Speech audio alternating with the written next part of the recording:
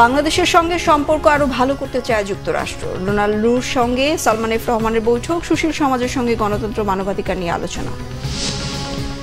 Visa নীতি ও স্যাংশনের পরোয়া করে না বাংলাদেশ, মন্তব্য ওবায়দুল কাদেরের। কারো উপর নির্ভর করে গণতন্ত্র ফিরিয়ে আনার আশা করে না বিএনপি, বলেছেন মির্জা ফখরুল।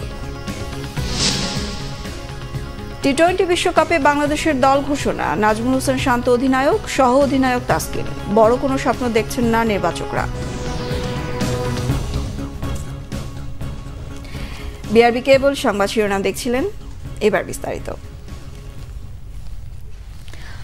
বাংলাদেশের সঙ্গে সম্পর্ক পুনর্গঠনে আগ্রহী যুক্তরাষ্ট্র, তবে গেল জাতীয় নির্বাচন নিয়ে মার্কিন সহকারী পররাষ্ট্রমন্ত্রী ডোনাল্ড লুর সঙ্গে কোনো আলোচনা হয়নি বলে জানিয়েছেন প্রধানমন্ত্রীর বেসরকারি শিল্প ও বিনিয়োগ উপদেষ্টা সালমান এফ রহমান।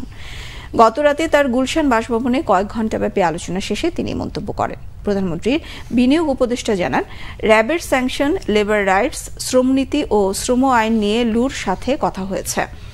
একই সাথে বঙ্গবন্ধুর খুনিদের দেশে ফিরিয়ে আনার বিষয়ে আলোচনা হয়েছে বৈঠকে। বিদ্যুৎ খাতে নেপাল, ভুটানের সঙ্গে কানেক্টিভিটির ক্ষেত্রে যুক্তরাষ্ট্র অর্থায়ন করতে চায় বলেও সাংবাদিকদের জানান সালমান এফ রহমান। এছাড়া ফিলিস্তিন ইস্যুতে বাংলাদেশের অবস্থানের পাশাপাশি বিস্তারিত আলোচনা হয়েছে। এর আগে রাত 8টার দিকে সালমান এফ রহমানের বাসায় নৈশভোজে যোগ দিয়ে 11:15টায় বেরিয়ে যান মার্কিন সহকারী পররাষ্ট্রমন্ত্রী। আমরাও তুলি নাই, ওনারাও তুলেন নাই যে নির্বাচনের আগে যে আমাদের একটু ওনাদের সাথে কিছু ভুল বোঝাবুঝি বলতে পারি বা যাই, ও কথাটা ওনারাও তুলেন নাই, আমরাও তুলি নাই। আমরা চাচ্ছি যে আমাদের সাথে ওনাদের সাথে যেন সম্পর্কটা আরও ভালো হয়, ওনারা ওইভাবেই বলেছে। উনি যে কথাটা বলেছেন ইংরেজিতে, যে কথাটা বলেছেন that we want to rebuild the trust.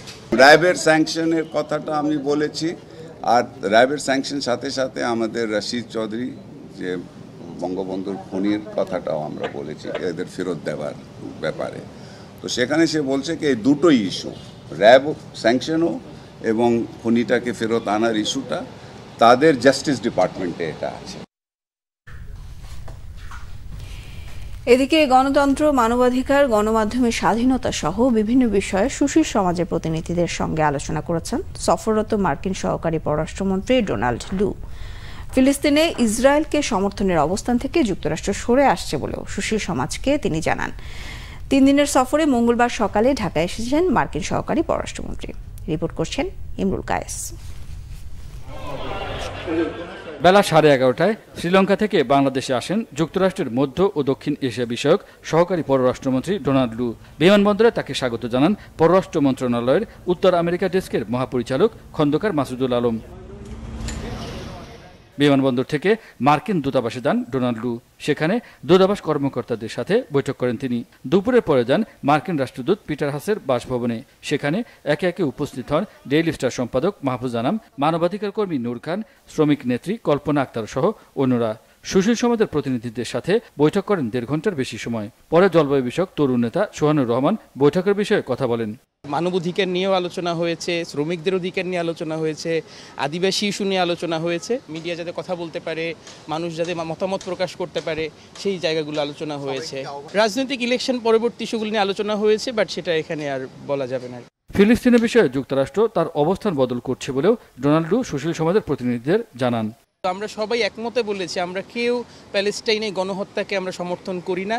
So উনরাও বলেছেন যে উনিও চান না যে প্যালেস্টাইনি ঘটনাগুলো ঘটুক, এবং উনি বলেছেন যে ঐতিহাসিকভাবে ওনার কাছে মনে হয়েছে যে ইউএস সরকার তারা এই জায়গাগুলো থেকে সরে আসছে, সেখানটার নাগরিকরাও অনেক ধরনের প্রতিরোধ করছেন। সো ইউএস ওই জায়গা থেকে সে সরে আসতেছে। বুধবার পররাষ্ট্রমন্ত্রী, পররাষ্ট্র সচিব সহ অন্যদের সাথে বৈঠক করবেন মার্কিন সহকারী পররাষ্ট্রমন্ত্রী। ইমরুল কায়েস, বাংলাভিশন, ঢাকা। সড়ক পরিবহন ও সেতু মন্ত্রী এবং আওয়ামী লীগের সাধারণ সম্পাদক ওবায়দুল কাদের বলেছেন, ভিসা নীতি ও স্যাংশনের পরোয়া করে না বাংলাদেশ, সরকার কাউকে দাওয়াত করে আনছে না।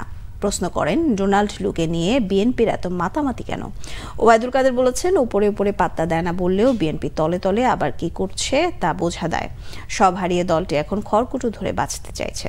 তাইমুর রশিদের রিপোর্ট। সচিবালয়ে সমসাময়িক ইস্যুতে সাংবাদিকদের সাথে কথা বলেন সড়ক পরিবহন ও সেতুমন্ত্রী ওবায়দুল কাদের। বলেন, মার্কিন সহকারী পররাষ্ট্রমন্ত্রী ডোনাল্ড লুর সফর নিয়ে আলোচনার কিছু নেই, এটি রুটিন আসা যাওয়া। লুর সফর নিয়ে বিএনপির ভূমিকা সন্দেহজনক বলে মত তার। তারা উপরে উপরে পাত্তা দেয় না, তলে তলে আবার কি করে সেটা তো বলা মুশকিল। আমি প্রতিদিনই না, কারণ একটা দেশের তিনি পররাষ্ট্রমন্ত্রীও না, একজন সহকারী পররাষ্ট্রমন্ত্রী, তাকে নিয়ে বাংলাদেশে তো মাতামতি করবে। তার প্রয়োজনে সে আসছে, তাদের এজেন্ডা আছে এখানে। সম্পর্ক যখন তাকে সম্পর্কের বিভিন্ন বিষয় নিয়ে আলাপ আলোচনা থাকে, তো সেটা তারা করতে আসছেন। আমরা দাওয়াত করে কাউকে আনছি, আমরা কোনো প্রকার স্যাংশন, ভিসা নীতি এগুলো আমরা কেয়ার করি। ওবায়দুল কাদের বলেন, বিএনপির ভারতীয় পণ্য বর্জনের আন্দোলন উদ্ভট চিন্তা, ব্যর্থ চেষ্টা। আবারও প্রশ্ন রাখেন, 15 বছর কেটে গেল, বিএনপির আন্দোলন কবে? ইদানিংকালে তারা ঢাকায় 2টি সমাবেশ করেছে, 2টি সমাবেশই ফ্লপ করেছে, এটা আপনারা দেখেছেন। মানে এই আন্দোলনে তাদের কর্মীও এখন এত হতাশ যে কর্মীরাও এখন নেতাদের প্রতি আস্থা হারিয়ে ফেলেছে। বিএনপি এখন আসলে সব হারিয়ে খড়কুটো ধরে বাঁচতে চায়। মেট্রো রেলে ভাড়ার উপর 15% ভ্যাট আরোপ বাস্তবসম্মত নয়। জনবলের ঘাটতি সত্ত্বেও মহাসড়কে গতিসীমার সিদ্ধান্ত বাস্তবায়নে সরকার কঠোর থাকার চেষ্টা করবে বলেও জানান সড়ক পরিবহন ও সেতুমন্ত্রী ওবায়দুল কাদের। আমাদের সিদ্ধান্ত বাস্তবায়নে আমরা এ ব্যাপারে অত্যন্ত সিরিয়াস। তাইমুর রশিদ, বাংলা ভিশন, ঢাকা। বাংলাদেশের অর্থনীতি খাদের কিনারায় বলে মন্তব্য করেছেন বিএনপি মহাসচিব মির্জা ফখরুল ইসলাম আলমগীর। ডোনাল্ড লুর সফর প্রসঙ্গে তিনি বলেন, বাংলাদেশের জনগণ কারো উপর নির্ভর করে গণতন্ত্র ফিরিয়ে আনবে এমনটা আশা করে না বিএনপি। রিপোর্ট করছেন সিকান্দার রেমান। চলমান গণতান্ত্রিক আন্দোলনের কর্মসূচি নির্ধারণে যুগপৎ আন্দোলনে থাকা দলগুলোর সঙ্গে প্রাথমিক আলোচনা করছে বিএনপি। ধারাবাহিক এ আলোচনার অংশ হিসেবে মঙ্গলবার বিকেলে বিএনপি মহাসচিব সহ দলের নেতারা বৈঠক করেন গণ অধিকার পরিষদের নেতাদের সাথে। বিএনপি চেয়ারপারসনের গুলশান কার্যালয়ে বৈঠক শেষে এক দফা আন্দোলনের কথা স্মরণ করিয়ে নেতারা জানান, নিরপেক্ষ সরকারের অধীনে নির্বাচন চান তারা। আমরা সরকারের সব ধরনের ষড়যন্ত্র এবং শয়তানি আগামীতে মোকাবেলা করার জন্য আমরা প্রস্তুতি নিচ্ছি এবং সেই ধরনের কর্মকৌশল নিয়ে আগামীতে আন্দোলনকে বেগবান করা হবে। এই আন্দোলনের সাথে যারা ছিলেন রাজনৈতিক দলের নেতাকর্মী থেকে জনগণ, তাদেরকে আমরা পুনরায় আবার শক্তি নিয়ে আমরা উঠে দাঁড়ানোর আহ্বান জানাবো। 63টি রাজনৈতিক দল নিয়ে আমরা যুগপৎ আন্দোলন করেছি। আজকেও আমরা আবার একই পর্যায়ে ইনশাল্লাহ আগামী দিনে আমরা সবার সাথে আলাপ আলোচনা করে আমাদের রাজনৈতিক কর্মসূচি আমরা প্রণয়ন করব। মির্জা ফখরুল ইসলাম আলমগীর জানান, রাজনৈতিক সংকট সৃষ্টি করেছে সরকার, বিনা ম্যান্ডেটে জোর করে ক্ষমতা দখল করে আছে তারা। বাংলাদেশের জনগণ কারো উপরে নির্ভর করে তার গণতান্ত্রিক অধিকার ফিরিয়ে আনবে এটা আমরা মনে করি না। বাংলাদেশের জনগণ সবসময় তার নিজের শক্তিতে, নিজের পায়ের উপর ভর করেই 70 সালের পূর্বেও আন্দোলন করেছে, 70-এ আন্দোলন করেছে, 71-এ মুক্তিযুদ্ধ করেছে এবং পরবর্তীকালেও আমরা যে আন্দোলন করছি সম্পূর্ণ জনগণের শক্তিতেই নির্ভর করে আমরা আন্দোলন করছি গণতন্ত্রকে পুনরুদ্ধার করার জন্য। বিরোধী নেতারা অভিযোগ করেন, দমন নীতিকে চরম পর্যায়ে নিয়ে গেছে সরকার। পরবর্তী আন্দোলনে গণতন্ত্র ফিরিয়ে আনা হবে বলেও জানান তারা। সিকান্দার রেমান, বাংলা ভিশন, ঢাকা।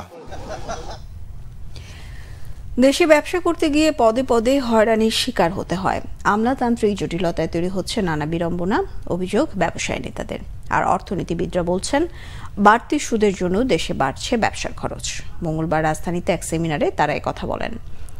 সেমিনারে বাণিজ্য প্রতিমন্ত্রী বলেছেন, খেলাপি ঋণ কমাতে না পারায় ক্ষতিগ্রস্ত হচ্ছে দেশের সার্বিক অর্থনীতি। শুভ মাহফুজের রিপোর্ট। দীর্ঘদিন থেকে ডলারের নানা জটিলতা, আমদানিতে কড়াকড়ি, অতিরিক্ত কর আরোপ, নতুন করে উচ্চ সুদহার সহ অনেকগুলো প্রতিবন্ধকতা মোকাবিলা করতে হচ্ছে ব্যবসায়ীদের। দেশের ব্যবসায়ীদের শীর্ষ সংগঠন এফবিসিসিআই ও গবেষণা প্রতিষ্ঠান সেন্টার ফর পলিসি ডায়ালগ সিপিডি ও জিআইজেড এর যৌথ উদ্যোগে ব্যবসা বাণিজ্যে বাধা বিষয়ক সেমিনারে ব্যবসা করতে গিয়ে নানা বিড়ম্বনার কথা তুলে ধরেন ব্যবসায়ীরা। ব্যাগ ট্যাক্স আহরণ ক্ষেত্রের জটিলতা এবং হয়রানিমূলক যে পরিস্থিতি, সেখান থেকে আমাদের উদ্ধার করতে হবে। ইন্ডিয়াতে একবার একটা কোড দিতে হয়, ইম্পোর্ট কোড, ওটা থাকলেই সে সারা জীবনে আর কিছু করতে হয় না, অলরেডি রেজিস্টার্ড হয়ে গেল সে ইম্পোর্ট এবং এক্সপোর্টের হিসেবে। দ্যাটস অল, সারা জীবন আর নিতে হয় না, আর আমাদের প্রতি বছর নিতে হয়। মূল প্রবন্ধে এসব সমস্যা তুলে ধরে সিপিডির গবেষণা পরিচালক খন্দকার গোলাম মোয়াজ্জেম বলেন, খেলাপি ঋণের কারণেই বাড়ছে ব্যাংকের সুদের হার, এতে প্রতিনিয়তই বাড়ছে ব্যবসার খরচ। ব্যাংকে যে বিপুল পরিমাণে যে অনাদায়ী ঋণ, এটা একটা বড় কারণে ব্যাংকের কস্ট বাড়িয়ে দিচ্ছে এবং সেই কস্টের দায়টা পড়ছে হলো ব্যবসায়ীদের উপরে। এসএবিকে আবার 1% সুপারভিশন ফি দিতে হয়, সেটা একটা বড় রকমের হেডেক। এমনি তার ব্যবসা ছোট, তার উপর তাকে নন ইন্টারেস্ট চার্জ দিতে হয়, যেটা is quite high, 1% as a supervision fee. এ সময় বেশ কিছু ইতিবাচক উদ্যোগের কথা জানান বাংলাদেশ বিনিয়োগ উন্নয়ন কর্তৃপক্ষের নির্বাহী চেয়ারম্যান। বিডায় অ্যাপ্লাই করলে কি এখন যে 125টা সংস্থার কাছে তো যেতে হবে না, আমাদেরকে অ্যাপ্লাই করলে 125টা সেবা আপনি পেয়ে যাবেন এবং তাদেরকে আমরা মনিটরও করতে পারবো। এসবি বলেন, ডিজিএফআই বলেন, এনএসআই বলেন, তাদেরকে আমার জবাব দিতে আমি টেলিফোন করতাম। As a senior officer of the government I have authority. অনুষ্ঠানে ব্যবসা বাণিজ্য ও অর্থনৈতিক সম্পর্ক বিস্তারে সরকারের পরিকল্পনার কথা তুলে ধরেন বাণিজ্য প্রতিমন্ত্রী আহসানুল ইসলাম টিটু। স্বীকার করেন খেলাপি ঋণের পরিমাণ কমাতে না পারার ব্যর্থতাও। We are planning that next 2 years, at least 26 countries, we will have some form of partnership, so that in 2026, when we graduate from LDC to developing country, we will have market access. Not only market access with diversified product. In Bangladesh, last 52 years, we did not take effective measure so that our banking sector can flourish. Businessmen take risk, sometimes they success, sometimes they fail. ব্যবসা বাণিজ্য প্রসারে সবাইকে একসঙ্গে কাজ করার আহ্বান জানান বাণিজ্য প্রতিমন্ত্রী। শুভ মাহফুজ, বাংলা ভিশন, ঢাকা। এবার খেলার খবরে রয়েছে ক্রিকেট প্রসঙ্গ। টি-20 বিশ্বকাপ 15 সদস্যের দল ঘোষণা করেছে বাংলাদেশ ক্রিকেট বোর্ড। ইনজুরি আক্রান্ত পেসার তাসকিন আহমেদ বিশ্বকাপে যাচ্ছেন সহ অধিনায়ক হয়ে। নাজমুল হোসেন শান্ত যুক্তরাষ্ট্র ওয়েস্ট ইন্ডিজ যাচ্ছেন অধিনায়কের কোটায়। উইকেট কিপিংয়ে বিকল্প হিসেবে টিকে গেছেন লিটন দাস। ভালো কিছু না করেও অলরাউন্ডার সাইফুদ্দিনের পরিবর্তে জায়গা পেয়েছেন তানজিম হাসান সাকিব। দলের কাছে খুব বেশি প্রত্যাশা নেই নির্বাচকদেরও। মনির হোসেন খানের রিপোর্ট। মোহাম্মদ নাজমুল হোসেন শান্ত দলনায়ক, তাসকিন আহমেদ ভাইস ক্যাপ্টেন।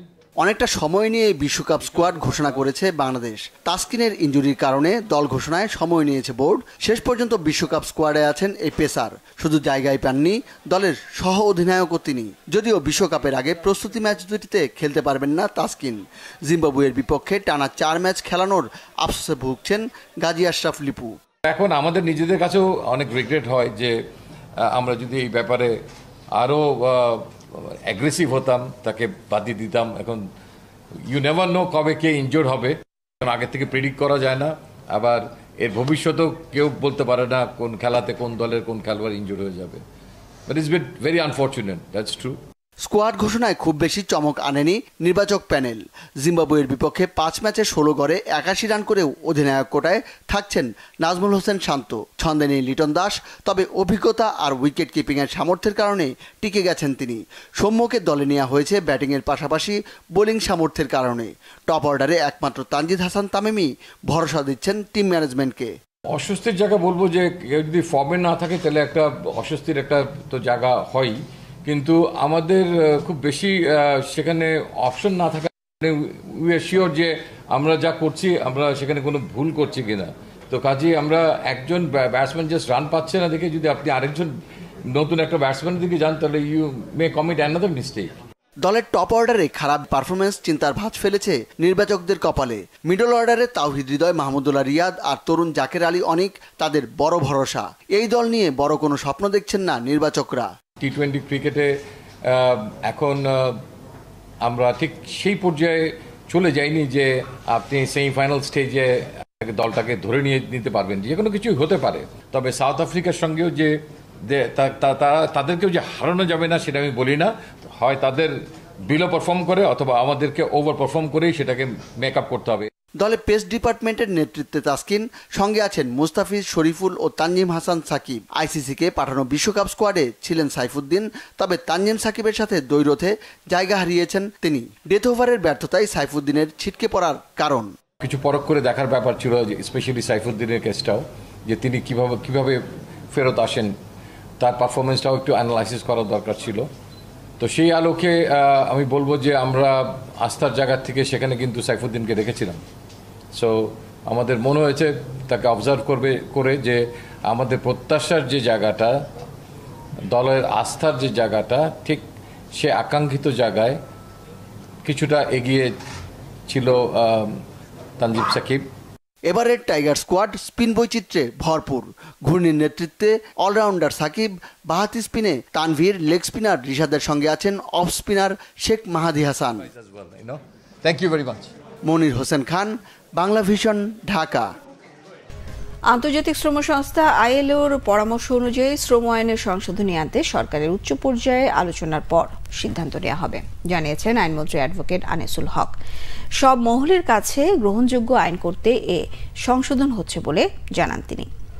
ILOর প্রতিনিধিদের সাথে টানা 3 দিনের ধারাবাহিক বৈঠক শেষে মঙ্গলবার দুপুরে তথ্য জানান আইনমন্ত্রী। আন্তর্জাতিক মানসম্পন্ন শ্রম আইন করতে 41টি সুপারিশ নিয়ে আলোচনা হয়। এতে 15% শ্রমিকের সম্মতির ভিত্তিতে ট্রেড ইউনিয়ন গঠনে সরকার দিলেও ILO চায় এই হার 10% নামিয়ে আনা হোক। ILOর দেয়া গুরুত্বপূর্ণ সুপারিশ নিয়ে সরকারের নীতি নির্ধারণী পর্যায়ে আলোচনা করে সিদ্ধান্ত নেওয়া হবে বলে জানিয়েছেন আইনমন্ত্রী। ছিল যেটা নীতি নির্ধারক পর্যায়ে সিদ্ধান্ত নিতে হবে, সেগুলি আমি বলেছি যে নীতি নির্ধারক পর্যায়ে আলোচনার মাধ্যমে সেটার সিদ্ধান্ত হবে। আমরা গ্রহণ করব কি করব না সেটার সিদ্ধান্ত। 2, কিছু কিছু আছে যেগুলি ট্রাইপার্টাইট কনসালটেটিভ কমিটি সিদ্ধান্ত নেবেন, তাদের বক্তব্য আমরা সেখানে তুলে ধরব এবং সেইখানে আলোচনার মাধ্যমে সেটা আমাদের দেশের বাস্তবতায় গ্রহণযোগ্য হবে কি না হবে সেই সিদ্ধান্ত আমরা নেব। বস্ত্র পাটমন্ত্রী জাহাঙ্গীর কবির নানক জানিয়েছেন, সরকারের সঙ্গে সম্পর্ক আরও ঘনিষ্ঠ করতে বাংলাদেশে এসেছেন যুক্তরাষ্ট্রের দক্ষিণ ও মধ্য এশিয়া বিষয়ক সহকারী পররাষ্ট্রমন্ত্রী ডোনাল্ড লু। সচিবালয়ে বাংলাদেশে নিযুক্ত ভারতের হাই কমিশনার প্রণয় কুমার ভার্মার সঙ্গে বৈঠক শেষে তিনি কথা বলেন। মন্ত্রী জানান, 3টি পাটকলে বিনিয়োগের জন্য ভারতের সঙ্গে চুক্তি হয়েছে। কথা হয়েছে অন অ্যারাইভাল ভিসা চালুর বিষয়েও। একই সাথে ভিসা প্রার্থীদের জটলা কমাতে 2-3 বছরের জন্য দীর্ঘমেয়াদী ভিসা দেওয়ার ব্যাপারেও ভারতকে প্রস্তাব দেওয়া হয়েছে।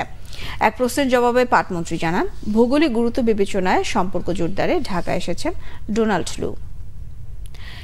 রেকর্ড 15% মুনাফার নিশ্চয়তা দিয়ে প্রথম 0 কুপন বন্ড বিক্রি করছে বেক্সিমকো, যা এরই মধ্যে ফেলেছে ব্যাপক সাড়া। করমুক্ত বিনিয়োগ সুবিধার কারণে বন্ডের বাজারে বেক্সিমকোর এই উদ্যোগ নতুন সম্ভাবনা তৈরি করেছে বলে মনে করেন বিশেষজ্ঞরা। বেক্সিমকো জানিয়েছে, এই বন্ড কেনা যাবে আগামী 15 মে পর্যন্ত। Report SM ফয়েজের। নবীনগর চন্দ্রা হাইওয়ের পাশে প্রায় 100 একর আয়তনের পরিবেশ বান্ধব মায়ানগর প্রকল্পটিতে থাকবে 18,000 apartment, hotel, convention centre, shopping mall, শিক্ষা ও স্বাস্থ্যসেবার ব্যবস্থা।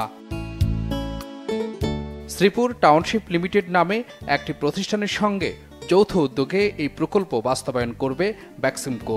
এই লক্ষ্যে উচ্চ হারের রিটার্নে বাজারে 1,500 কোটি টাকার 0 কুপন বন্ড ছেড়েছে বেক্সিমকো। যে কেউ 1 লাখ টাকা বিনিয়োগ করে 1,75,000 টাকা ফেরত পাবে এবং এই 75,000 টাকা তার জন্য মুনাফা। যেহেতু 0 কুপন বন্ড, এই মুনাফার রেটটা হচ্ছে 15% ডিসকাউন্টে মাসে মাসে ফেরত পাচ্ছে এবং এটা ইনকাম ট্যাক্স অ্যাক্ট অনুযায়ী এটার আয় কর্মক উপর ইনকাম ট্যাক্স এক্সেমশন আছে, যে কারোর জন্য সেটার এফেক্টিভ রেটটা আসলে 15 থেকে অনেক বেশি। এই বন্ড বিক্রির সমন্বয়ক হিসেবে রয়েছে IFIC ইনভেস্টমেন্ট লিমিটেড।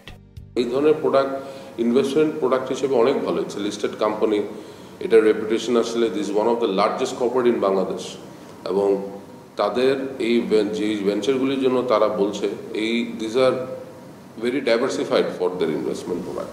বন্ড হচ্ছে এক ধরনের ঋণ চুক্তি, যার মাধ্যমে কোনো প্রতিষ্ঠান বাজারে ঋণপত্র ছেড়ে অর্থ সংগ্রহ করে থাকে, যা বিনিয়োগ বাড়াতে ব্যাংকের উপর চাপ কমায়, তবে বুঝে শুনে বন্ডে বিনিয়োগের পরামর্শ এই বিশেষজ্ঞের। এসএম ফয়েজ, বাংলা ভিশন, ঢাকা। সংবাদ শেষ করব বিআরবি কেবল শিরোনামগুলো আরো একবার জানিয়ে। বাংলাদেশের সঙ্গে সম্পর্ক আরো ভালো করতে চায় যুক্তরাষ্ট্র, ডোনাল্ড লুর সঙ্গে সালমান এফ রহমানের বৈঠক, সুশীল সমাজের সঙ্গে গণতন্ত্র মানবাধিকার নিয়ে আলোচনা। ভিসা নীতি ও স্যাংশনে পরোয়া করে না বাংলাদেশ, মন্তব্য ওবায়দুল কাদেরের। কারো উপর নির্ভর করে গণতন্ত্র ফিরিয়ে আনার আশা করে না বিএনপি, বলেছেন মির্জা ফখরুল। টি-20 বিশ্বকাপে বাংলাদেশের দল ঘোষণা, নাজমুল হোসেন শান্ত অধিনায়ক, সহ অধিনায়ক তাসকিন। বড় কোনো স্বপ্ন দেখছেন না নির্বাচকরা। এই ছিল এখনকার মতো। পরের সংবাদ সকাল 10টায় 9টায় থাকছে নিউজ টপ 10 দেখার আমন্ত্রণ রইল। এছাড়া বাংলা ভিশন সংবাদ সংশ্লিষ্ট অনুষ্ঠান দেখতে ভিজিট করুন www.bbnews24.com ও facebook.com/banglavisionnews। সাবস্ক্রাইব করুন youtube.com/banglavisionnews। সঙ্গে থাকায় ধন্যবাদ সবাইকে।